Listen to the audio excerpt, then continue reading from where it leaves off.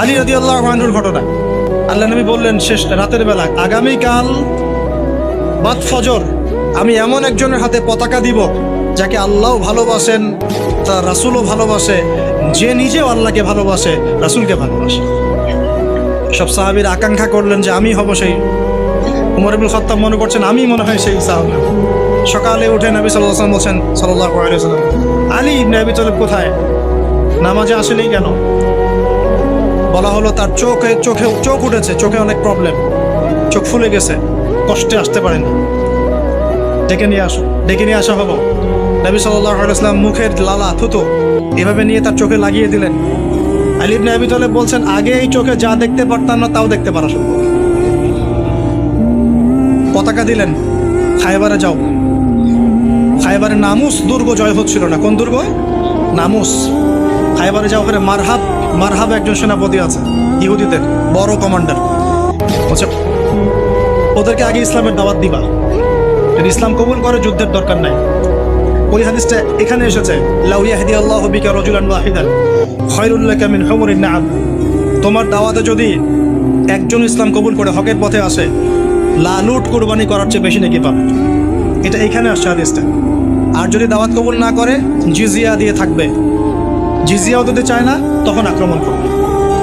এই সুন্নাহ মেনে আমরা যুদ্ধ করেছি। সুন্নাহ মেনে মুসলমানরা যখন যুদ্ধ করেছে, মুসলমানদের হাতে কোনো নারী নিহত হয় নাই, কোনো শিশু নিহত হয় নাই। আর এদের তো যুদ্ধের কোনো জ্ঞান নাই, সব যুদ্ধ অপরাধ, এদের সবই যুদ্ধ অপরাধ। এরা কাউকে ছাড়বে না, নারী শিশু আবাল বৃদ্ধ সবাইকে ম্যাসাকার করে ফেলে। আর নবী সাল্লাল্লাহু আলাইহি ওয়াসাল্লাম সাহাবীদেরকে পাঠাতেন, বলতেন নারীদেরকে আক্রমণ করবে না, শিশুদেরকে হত্যা করবে না। কেউ যদি যুদ্ধের মাঠেও কালিমা পড়তে চায় তাকে কালিমা পড়ার সুযোগ দিবে। তো খায়বার বিজয় হলো এই আলী রাদিয়াল্লাহু আনহুর হাতে। এটার ঘটনাটা একটু বলি, লোভ সামলাতে পারছি না। মারহাব কবিতা আবৃত্তি করছিল যে আমি এমন বীর যার সাথে 10 জন 20 জন পেরে ওঠে না। আর আলী ইবনে আবি তালিব বলছিলেন আমিও সেই মায়ের সন্তান যে আমার নাম রেখেছে হায়দার। ওই যে আলী হায়দার, নাম শুনেছেন? হায়দার। তো মারহাব আলী রাদিয়াল্লাহু আনহুকে কয়েকটা আঘাত করেছে, প্রত্যেকটা আঘাত তিনি ঢাল দিয়ে প্রতিহত করেছেন। এক পর্যায়ে এটা হিস্ট্রির মধ্যে আসছে, এটা কোনো হাদিসের দলিল না, হিস্ট্রির মধ্যে আসছে। আলী রাদিয়াল্লাহু আনহুর হাত থেকে ঢালটা পড়ে যায়। ঢাল বুঝতে পারছেন কি? ঢালটা পড়ে যায়।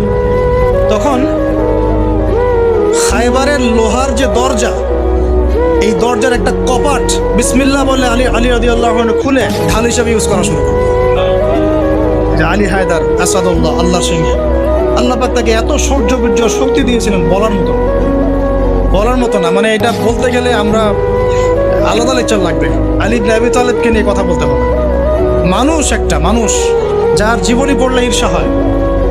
একদম ছোটবেলা থেকে নবী সাল্লাল্লাহু আলাইহি ওয়াসাল্লামের সাথে ছায়ার মতো ছিলেন। আর হাদিস এসেছে কিয়ামতের মাঠে সবচেয়ে দ্রুত হিসাব হবে আলী রাদিয়াল্লাহু আনহু।